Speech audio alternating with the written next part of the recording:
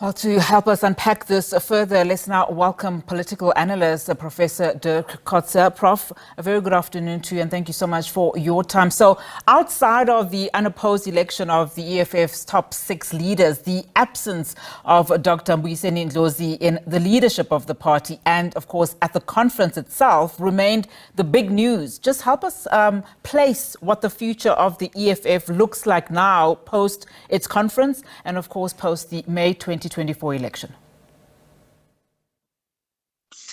Yes, I think there were quite a lot of expectations that at this conference there will be a reassessment of where the EFF stands. The fact that they have, in some provinces, the most important provinces, they've lost some support, and they've lost quite a lot of senior persons that walked over mainly to the MK party. But there was the expectations that there must now be a new strategy. There must be a new way forward, a new vision or a new approach that will be followed. Julius Malema spoke a lot. He refers to his political report, but I'm not sure that it really, for us as the public in general, provides an indication of what is a new EFF, or whether there will be a new EFF with a new approach or not. I think what he emphasized is very much the idea that the EFF must go back to its ideological foundation, and he emphasized very much the idea of Marxism, of a Marxist socialism, which distinguishes him also, for example, from the MK party, which does not refer to that. And I think by trying to define the EFF again, it tried to say, well, these are the support base that we want to mobilize. It's mainly young persons, very often also those at universities, student representative councils. There they are very successful with that, but not the general public. At the same time, he also emphasized very much that the focus is on the low income, the poor people. While many of their support base are actually coming from a higher income level. So there are quite a number of contradictions that exist within the EFF, and I think that they had to address and resolve. And we will have to see in 2 years' time with the local government election, where the EFF is sometimes better than at other elections, or will be better than, for example, a party, I think, like, for example, MK party, which is very much localized in certain regions.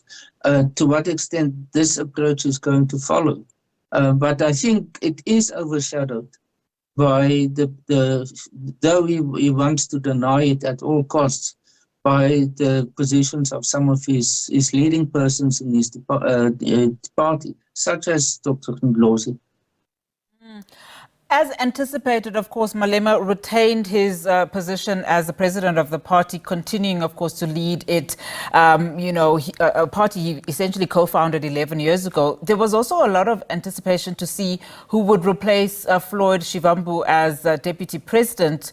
What unique quality and perhaps expertise do you think a Godresh Gadi and Malema partnership will bring, ahead of the 2026 local government elections, and particularly given the gaps that you've just cited?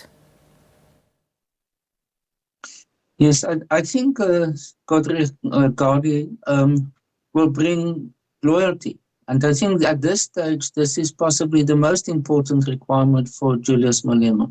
He wants someone that he doesn't have to think that he must look over the shoulder, someone that he thinks that will have his own ambitions, that might contest him in future as president of the EFF, but rather as a person who's going to stand close to him and not develop a power base or support base of his own, does not become too popular amongst a particular group within the EFF, but is rather a typical party man, a person who is part of the team and who will work for the sake of the team, and with not clearly very strong ambitions within the EFF at the moment. Now, this is early days. Once you are in such a position, then you start to understand, but this is now something new. You have now more powers.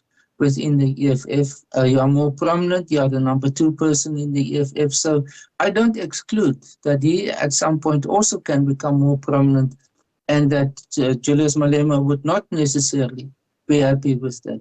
But I would say, what is striking about all 6 positions is that all 6 of them were uncontested in the end, which means that it was a very much a choreographed approach that was followed in order to avoid that there's any form of elections or contestations that are taking place. Now, that's not strange. In the ANC's first national conferences up to 2004 actually, 2009, there were no contestations. Most of those positions were also uncontested.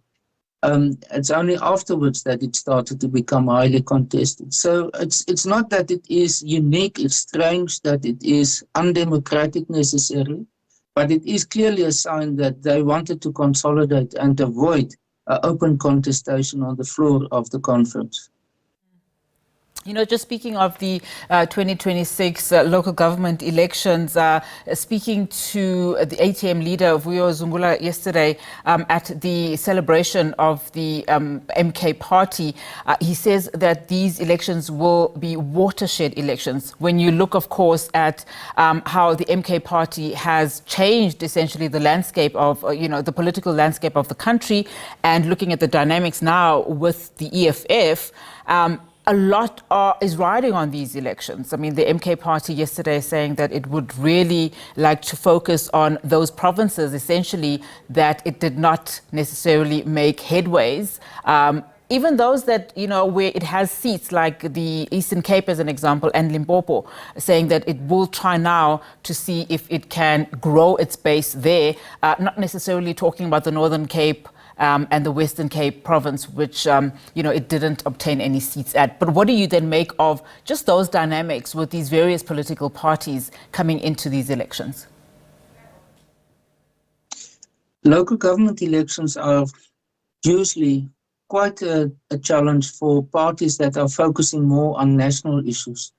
And that includes all the parties, but many of them have a strong power base, a strong organizational base, the ANC, the DA, and others, where they can also contest effectively at the local level.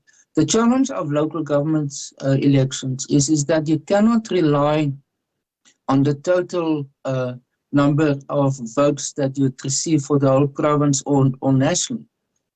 What only counts is what you receive in the different wards and in the different voting stations at the local level.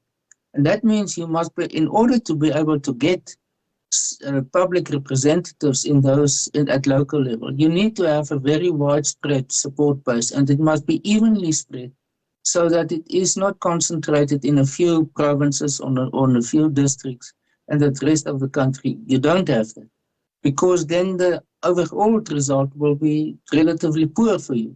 And I think this is the main challenge for the MK party, because they are very well represented in KwaZulu-Natal, 45%. They are well represented in Mpumalanga with around about 18%, Gauteng between 9 and 10%.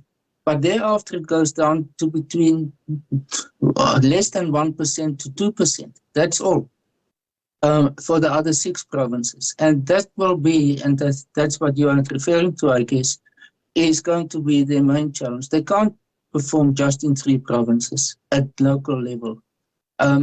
That will not present to them, or they won't be able to present themselves then as a party at the national level, with a national presence, as one of the main parties in the country, if they don't have that support base across a widespread spread of the provinces. So I think this is, for the MK, this is going to be the real main test up to now, up to then.